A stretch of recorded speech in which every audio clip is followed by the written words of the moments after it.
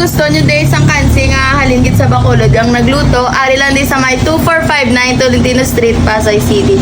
Sa yaluhan ng ni Gatdula, dali lang kamo di mga kasimanwa ko, tilawan nyo lang naman kansi.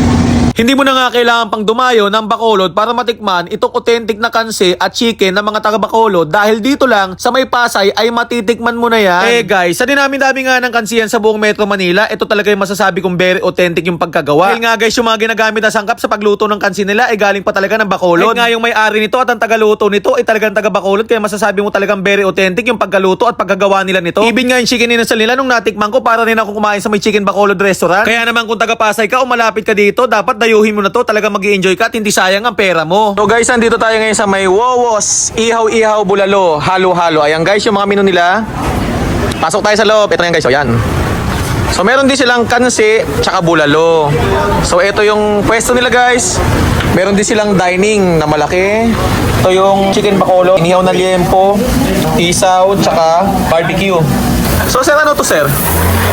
Chicken inasal. Chicken inasal. So legit ton talagang na Bacolod ang paggagawa. So special din sa Bacolod yung chicken, di ba? Yes po. Yan. So marami naman talaga dito mga restaurant na nagtitinda ng mga chicken Bacolod.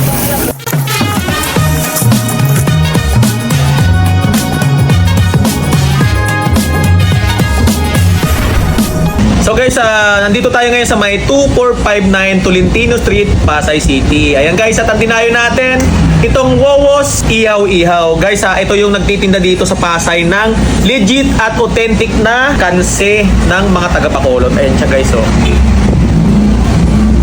Marami nagtitinda ng kansiyan sa Manila, pero ito yung natikman kong legit talaga guys. So mga ginagamit nilang sangkap dito, talagang made from Bacolod. Ayan guys, tapos hindi lang kansi ang dadayuhin mo dito, dahil meron din sila ditong chicken Bacolod. Ayan guys, oh. Ang timpla nito talagang lasang Bacolod din talaga. So guys, tikman na natin. Ayan, oh. Ay nako, ito yung sinasabi ko guys. Eh yung asin niya, saktong-sakto, yung alat. Grabe to guys. Yung kansi pala guys, ang ginagamit nilang pang-asim dito, hindi yung gaya ng sinigang natin na tama rin yung nilalagay. Nilalagay pala na dito guys sa pang-asim yung batuan. So kaya talaga siyang medyo maasim-asim siya, na medyo nag-aalat-alat, saktong-sakto guys. So ito naman guys yung litid ng baka, napakalambot.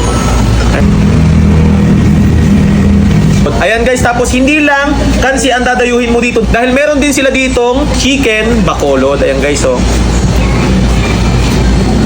Sili yung ating... Paano kumain, Tony? Ganito? Grabe. So guys, ang lasa nito guys, medyo salty siya. Wala siyang tamis gaya nung sa mang inasal.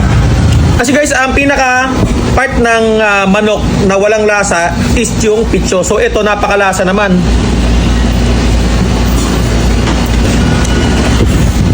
Okay, sa mga gustong dumayo, dito lang to guys sa may 2459 Tolentino Street, Pasay City. At open sila guys ng 3 PM hanggang 2 AM. Ayan guys, dayuhin nyo na itong Wowos Ihaw-Ihaw Bulalo. Ayan.